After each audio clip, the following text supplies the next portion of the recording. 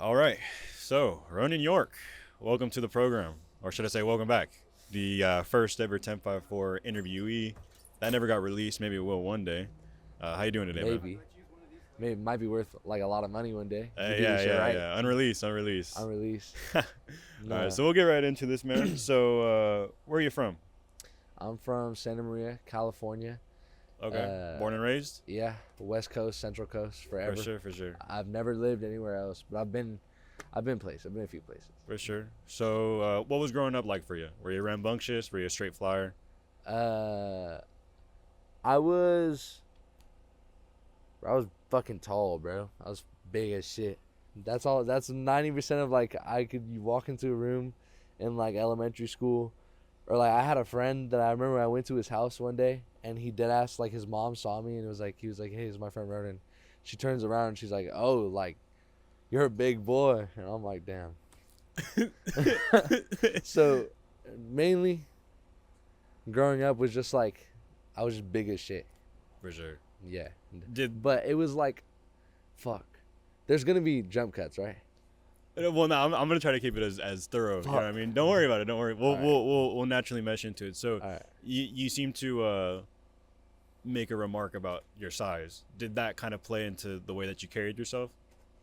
Yeah, bro. I was Deboing, straight Debo, straight like no moral compass. I was upset, Okay. but I wasn't like a bad person. Like there's bad kids. I was too smart to be like awful. Okay. So at what age did you kind of realize that? Because you're saying you weren't always a bad kid, let's say, quote unquote. Yeah. At what age did it kind of take a turn to the point where you realized that your size could be something that? In 6th grade, I was 5'6", and I would just like, you would think that if you're like you're taller or you're as tall as the fucking teacher, you would think that like little ass kids would stop like trying to fight you, and it was just that every single goddamn day. So pretty much I just, I was like, fuck it, and I started doing it back. And then I just started stealing from kids. So in 6th grade, I just started like. You said doing it back. So there was a point in time where kids were kind of picking on you. Yeah, I was fat, bro.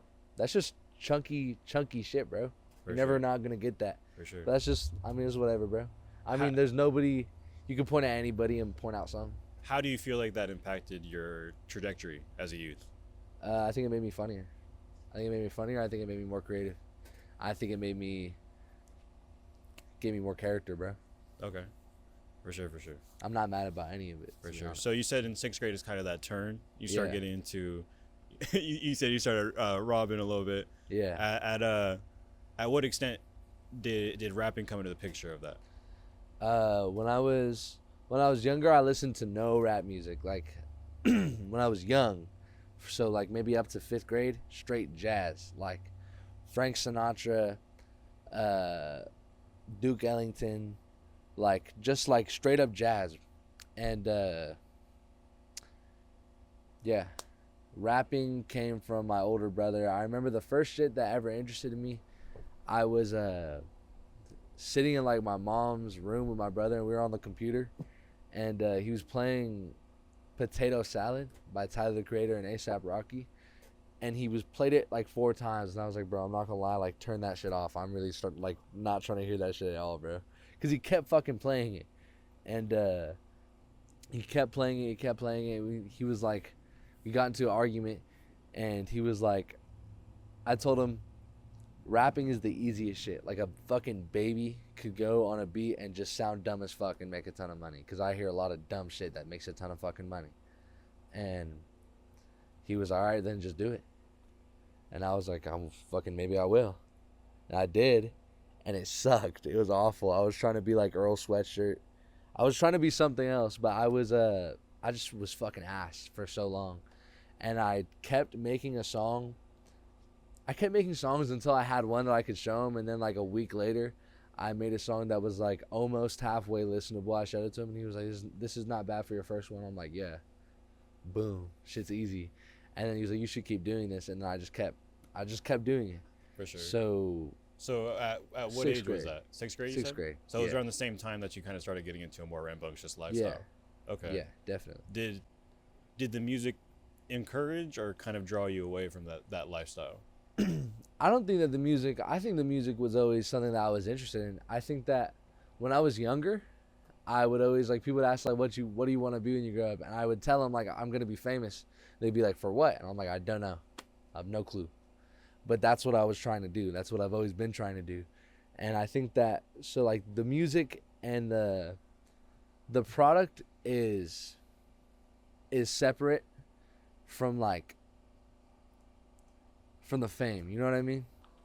All right, so you're getting into rap, and kind of how that was your avenue to let's say be successful. I mean, get famous is a way to put it. You know what I mean? But Yeah. end all be all, it's that whole I 40 think acres and a mule dream. Yeah. I think that the stardom. What I was trying to say is the stardom is has always been inside of me, and I think that the music was more just an expression of what I was doing, and it was a tool as a means for a product that would get me to that goal. Yeah, 100%. So I think that the music had an influence maybe on my ego, but not much of an influence on what I was doing. I just think the music was very like reflective of what I was doing. Okay, for sure. So you're rapping and you come out as Carmine Danger. Yeah. What's the backstory behind that? Carmine Danger, bro. I'm Italian. My mom wanted to make my middle name Danger, and my dad wanted my first name to be Carmine, and they both hated each other's idea. I low-key think that Danger as a middle name low-key would have been corny, but it could have been cool. But I don't know. He was like, that was the trade-off. It was like, it's either if you want his middle name to be Danger, his first name's got to be Carmine.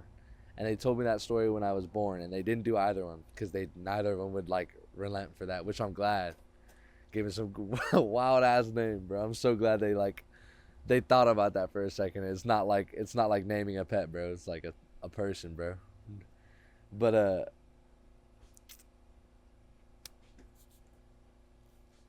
So Carmine Danger. That's sorry, I my was gonna bad. say, so I totally lost my no, train of you're thought. okay. You come out as Carmine Danger. Did you release a couple songs prior to the Carmine EP dropping, or how did that rollout go? I don't know if I released anything. I think I more just was practicing. It was practice. I think when I got into it in 6th grade and I sucked, I thought like I might as well keep going because by the time it matters, because I was like, dude, I'm a 6th grader. Like, I'm not going to get famous. You know what I mean? Or at least I knew I was too young So to like the do Carmine anything. EP dropped when you were in 6th grade. No. Okay. Carmine EP is like 8th grade. Okay, for sure. Carmine EP is middle school. I had been doing it for a long time. But like up until I released that, I was literally just practicing until I had something that like I could at least was at least half good. And then I figured I might as well just keep on going because by the time it matters, I'll be like great. For sure. And yeah, that was the process. Okay, 100%. So, at the time of the Carmine EP dropping, do you feel like, because obviously there was a relationship between music and your lifestyle, do you feel like you were more indulged in, I'll call it street culture, a more negative side, or was music something that was kind of pulling you away from getting further into that? I think that when I started to take it seriously, when more so when other people around me started to take it seriously and started to tell me like, hey, you should keep doing this, and I started to get like more positive things in my life, I think it definitely pulled me out of that. But from maybe like Carmine EP forward through like even all the way through recipes, I was doing dumb shit. I was selling weed, or I was doing like, you know, rated R type crimes to fools because I was getting fucked with, you know what I mean? So I would be like, I was on some negative shit. I don't want to get too much into it. I was doing bullshit. Do you feel like the music was something that allowed you to navigate that side of yourself? You know what I mean? Yeah, I feel like the music has been the most therapeutic thing for me because I think it lays it out. Like, when I think about when I think about a situation in my life for so long, and you overthink it and you overthink it and you overthink it, I think that when I actually end up sitting down and making a song about it, it's like the final stamp on how I feel about it. You know what I mean? It's like I put it all out on like how I feel, and that's the end of it, and that's the stamp of approval on my feelings. Sure. It's like closure. I get what you mean. Like a song can help me. It provided narrative to your life to digest it maybe a little bit easier with a process. Exactly. Totally. So Carmine was kind of a collection of songs to represent yourself at that time period, let's say. Spiders, what was the thought process behind that coming out? Spiders was, I just needed to drop something. Spiders was pretty uninspired. I mean, I think that Spiders was a good puberty. Like Carmine, you can hear it, bro. I'm the entire time I'm something else. I'm trying to sound like Odd Future. I'm trying to sound like pretty much that. I'm trying to sound like Odd Future. I'm trying to sound like Mac Miller. And I think that recipe is when I was moving a little bit more with the times and sort of like Cash Demi type beats, and like, you know what I mean, trying to get more in tune with like what my sound would sound like. So I think that the Spiders thing was, at its best, it was a good show of like where my puberty was. But I don't know. For me, the Spiders isn't that special for me. I feel like I just needed something to drop at the time because I was just, you know, I think I struggle to feed the fishes sometimes. From that point too, you kind of started focusing more on dropping singles, which I think it definitely developed a good resume. Discography. You made a good resume, and it didn't encapsulate you to dropping project after project or something like that for sure. So between these two projects, when does the connection with Toshless come into play? I knew Tosh in 8th grade. The first thing that Toshless ever said to me when I first met him, he was in like my driveway with my older brother. He was my older brother's homie first before he was mine. First thing he said to me was, can you sell gift cards? Do you know how to sell gift cards? And I was like, and he handed me like a bunch of like not activated like gift cards from the fucking grocery store, and he was like, can you make these into money? I think he might have been like, I was in 8th grade, that fool was probably like a freshman or a sophomore, and he was like, can you turn these into money? And I told him yeah, and I ended up scamming fools on Facebook Marketplace with like PlayStation gift cards, being like selling a $50 gift card for $25, being like, I don't got a console anymore, I'm trying to get as much money as I can back.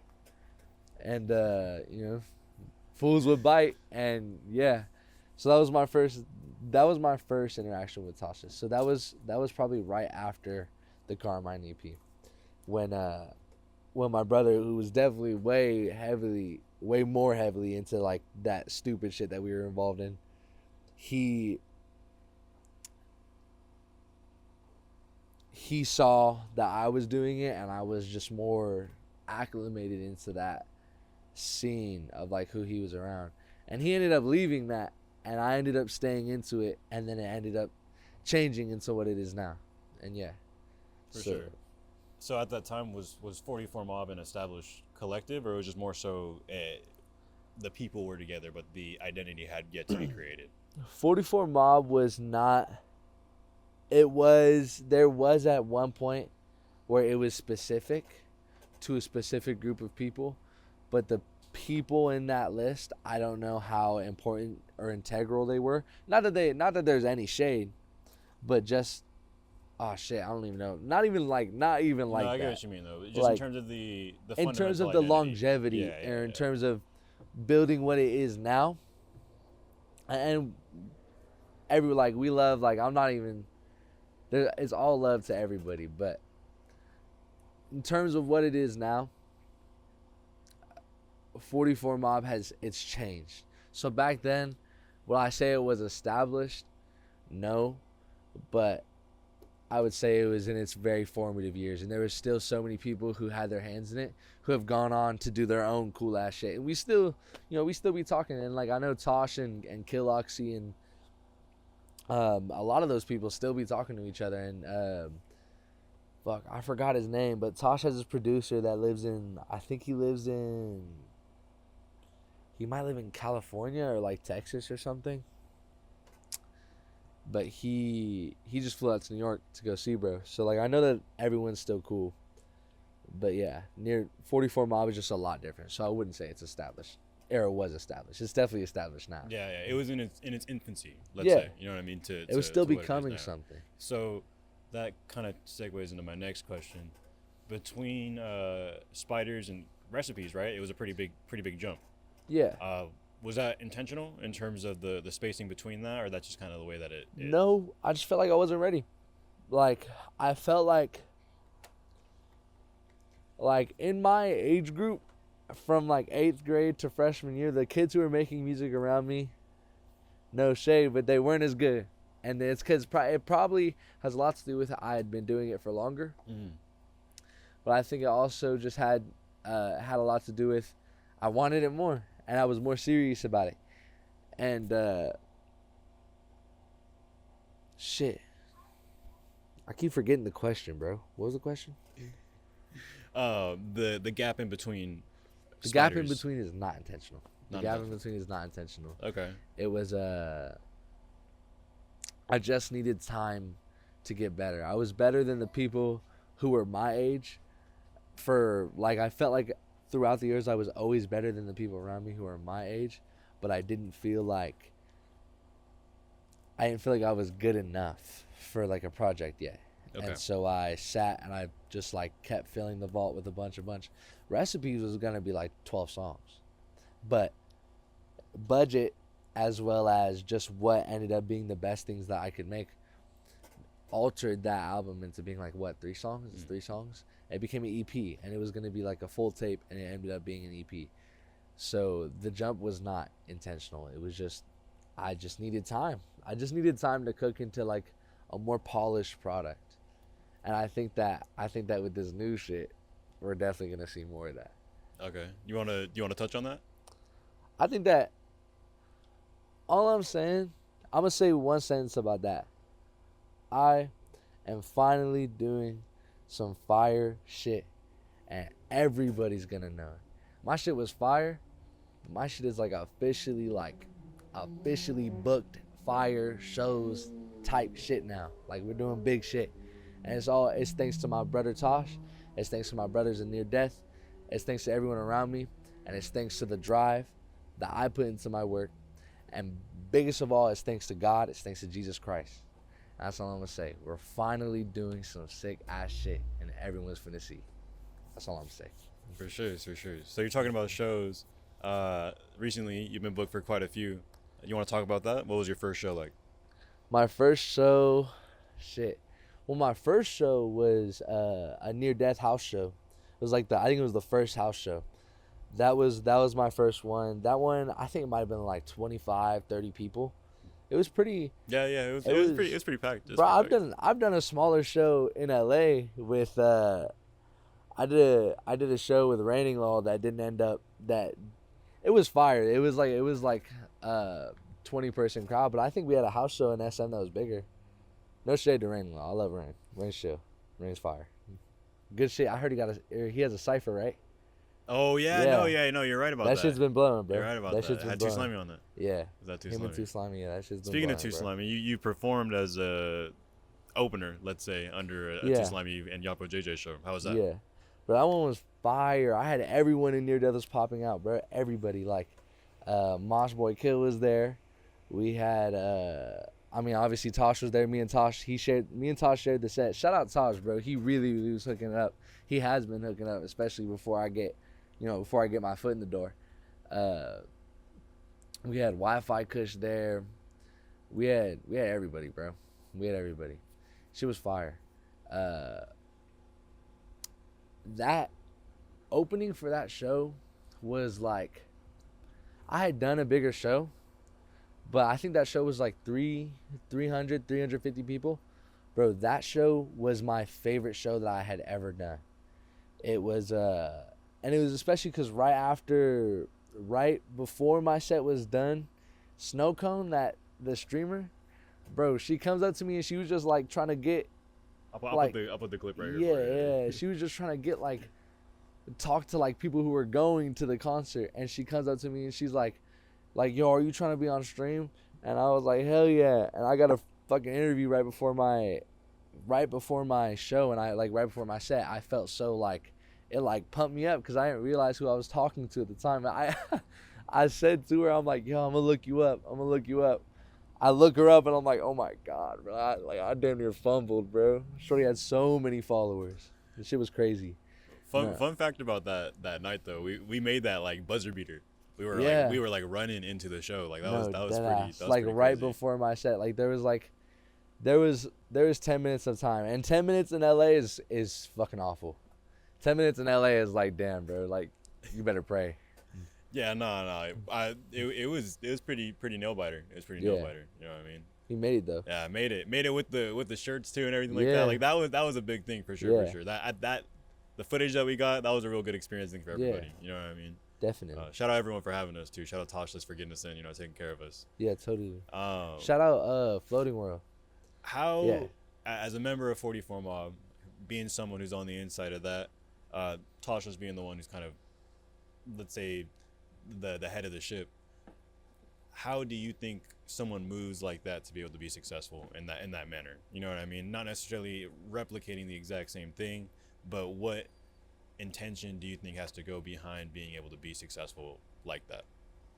The way that I see it, cause like, I don't know, the way that Tosh was saying it, Tosh says it's a 2-4 party, and there's 2 halves to 44. You know what I mean?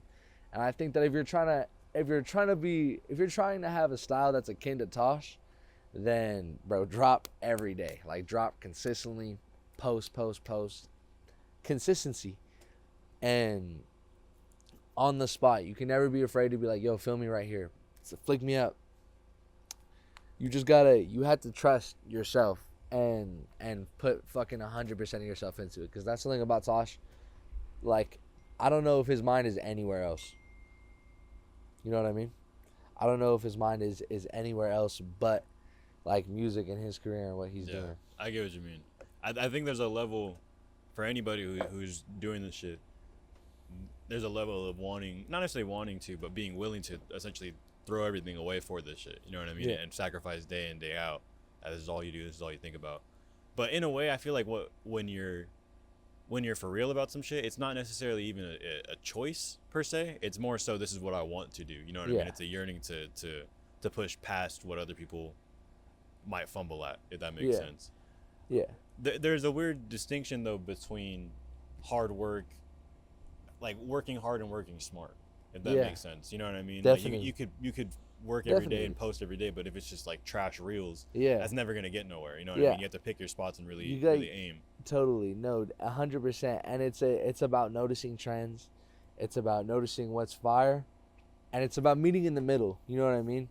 Because like, never force anything that's not you, but never force yourself to be loyal to one thing. You know what I mean? Always be open to evolve and change with the times. Because what was so great about what was is that it was everything about when it was. Like I can sit here and want to do like fucking boom bap type rap, but that shit it's fire, but there was a time for that. And I think that what was so great about that time is that was what it was in the time. It was current. It's played out at this point. Exactly. And I don't think that type of shit is played out, but I think that in terms of what's new and what's fresh, we're not looking for that right now. I think that we're in a bit of a renaissance right now. I think that we're in a bit of a puberty when it comes to, especially the underground. The underground has a lot of, like, it's a crazy cast of characters right now in the underground. Do you feel like this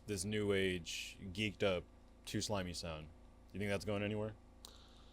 I think that, bro, past all, like, people will say shit about Too Slimy, and especially when it came out, I had a few like thoughts that I was like, I don't know, that shit was this, that shit was that, or I thought it was an act. Like, seeing bro in person, or like being around bro in person, like, I don't know if it's an act. I don't think it's an act, and I'm proud of bro.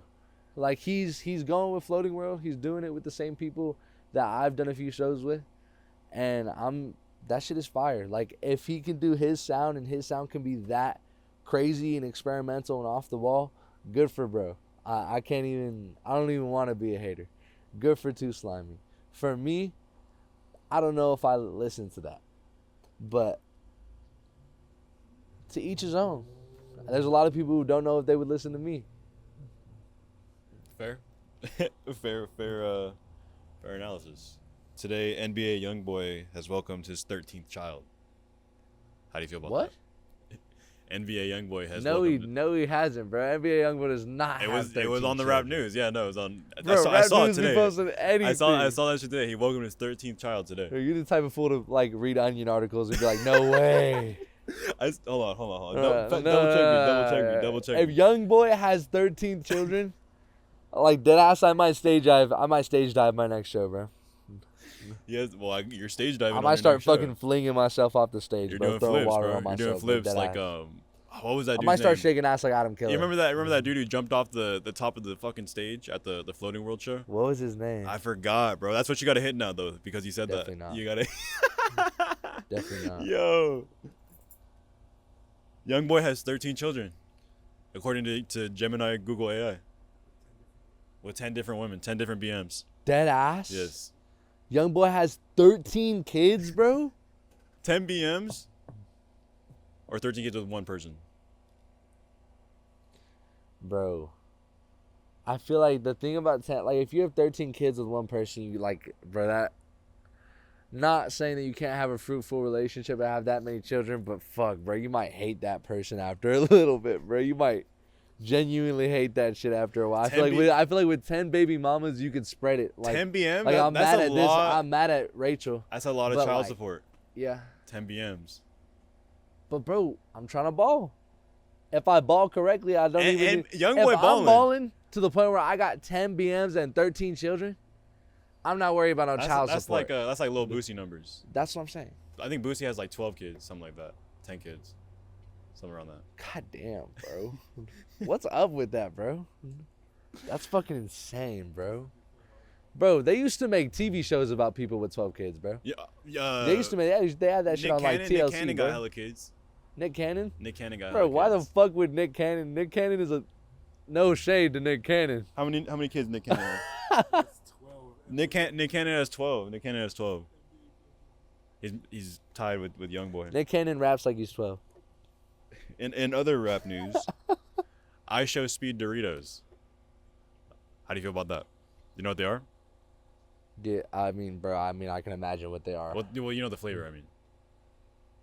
I feel like the flavor's irrelevant, bro. They're iShow Speed Doritos. Like, that's what they're marketed as. The flavor might as well be iShow Speed, bro. Like, it don't really matter. That shit'll sell. The flavor though, it's Ruffles, sour cream, and onion. Or not, I'm sorry. Cheddar and sour cream. Doritos. It's Ruffles flavored Doritos? Yes. But they're iShow Speed. So it's just like the shit that's on Ruffles on Doritos? Well, I would assume. Ew. I don't know. I feel like that's kind of ass. You're not getting that? I don't eat chips. Why are you lying? I don't eat chips. Why are you lying? Last night I did Bro, have Doritos. There is not but one. I don't have chips. I There don't eat is chips. not one person. Wait. Repeat that. Say that one more time. Last night, I had 5 or 6 Doritos. So you bro. eat chips. I don't, but like I'm not gonna grab for chips. But you eat chips. You just said you ate chips. So you eat chips. Maybe you don't eat them often, but you still eat chips. Bro, I'm not a chef, but I've made eggs once or twice in my life. I don't drink soda, but like, if I'm thirsty as hell and there's no water, and someone offers me a Coca-Cola, I'm not gonna be like, nah. So you drink soda.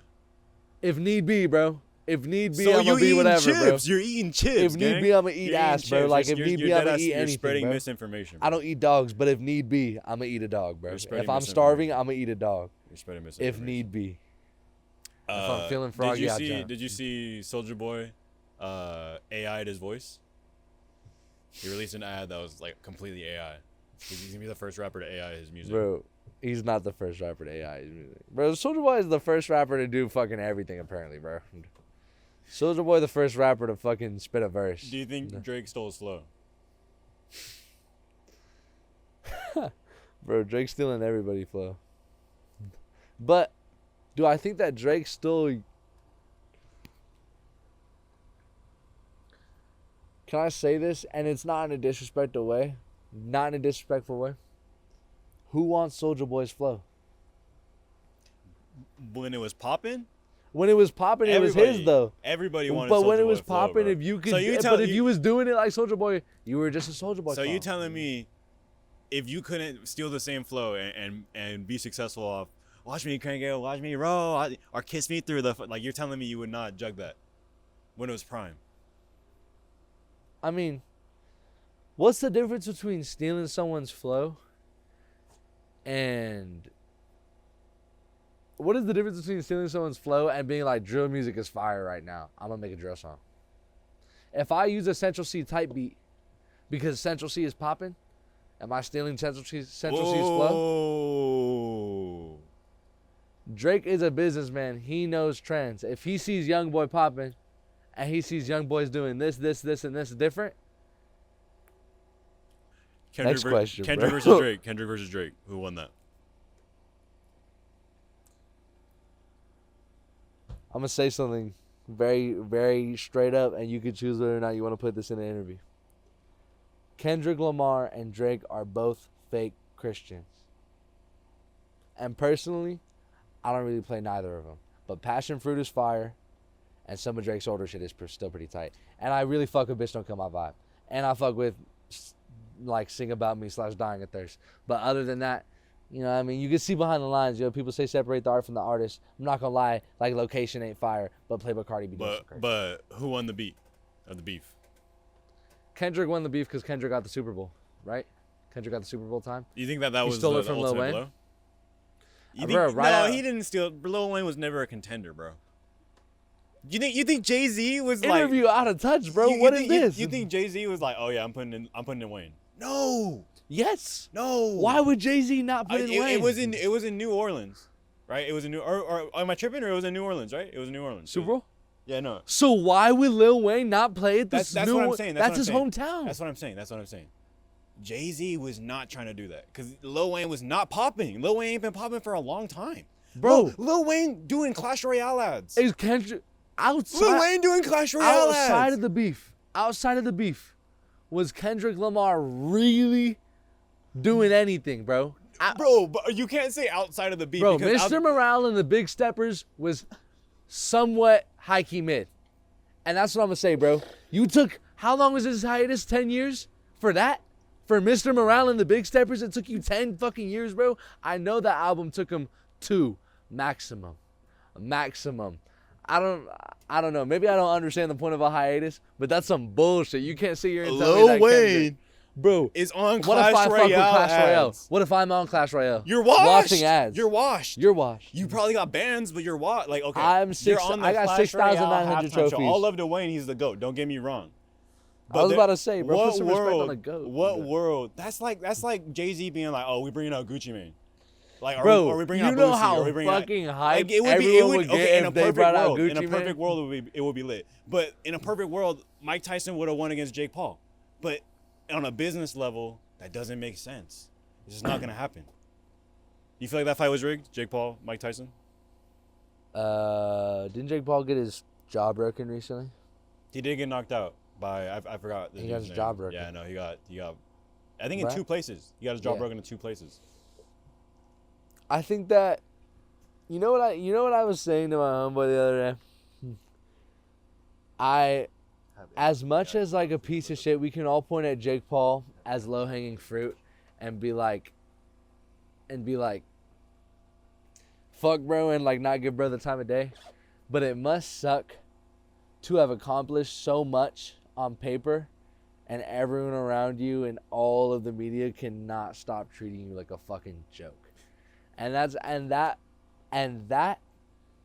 as rich as he is, that is probably the hardest thing for him to deal with. So do I think it was rigged? It's beyond me. I kind of feel bad for Jake Paul. when I That's strong saw assessment. In a way. them showing you see that fucking clip of Mike Tyson turning around and his whole ass cheeks was out. When I saw Not that, seen that clip. when bro. I when I saw that clip, like I was watching the fight and I was like, bro, it's over. Like they doing him dirty, bro. They doing him dirty. Yo, like from where the did jump. the fucking fight was his butt cheeks out? Why in a boxing match would that be happening? I don't know why his ass cheeks were out. Like he was wearing like this like you know what sumo wrestlers wear? Oh my shit. What? You know what sumo wrestlers wear? Like that like fucking like a jock strap essentially. I don't know what the fuck it's called. You know what I'm talking Like about? a G-string, bro? But it's like big. It's a big thick one. You know what I mean? It's a big thick one. Oh my god. Yeah, I know. His ass cheeks were out. Once I saw that, bro, I was Bro, like, what the fuck? They're just. This is a joke. This is like Yeah. bro. Like, I'm gonna take this quote. Did he from do you. That's that a on purpose? humiliation ritual, bro. Did he do it on purpose? I don't know. Well, I mean, he was warming up with that shit on, but the cameraman just did him dirty. You know they did that on purpose, bro. He was out in front of know they did it on everybody at that purpose, event bro. with his booty cheeks They out, did bro. it on purpose, bro. Well, we've been running for about an hour. An hour. You know, granted, who knows how much of that hour is gonna be left in there. I think here, we'll leave that there. Ronin York, a young, very prolific artist coming up. What you got coming out? What's next for you? Honestly, what's next for me is just like finally seeing results. You know what I mean? What's next for me is finally seeing fruits of my labor. I think that, you know, I think that's what's next for me. What's next for me is finally becoming something more than just, you know, the first or second member of 44 Mob. Yeah. Shit. For sure, man. I don't know if that one was good. I don't know if that's. No, I think it was perfect. Before we go, is there anything you want to shout out? Anything you want to say to the world? Jesus Christ loves you. My name is Ronin York. I'm an upcoming rapper. I am like the best. I'm like some of the best shit to come out right now. I'm trying to make new wave shit mainstream, but not new wave shit like you've heard it before. I ain't got nothing to say. I want my shit to speak for itself. I think we're all finally gonna see the best parts of what I can do. So yeah, I'm gonna leave y'all with that. For sure, man. Well, Ronin York of 44 Mob of Near Death, putting it down, man. Putting it down. Put it down. All love, brother. All right. Till next time. Swag.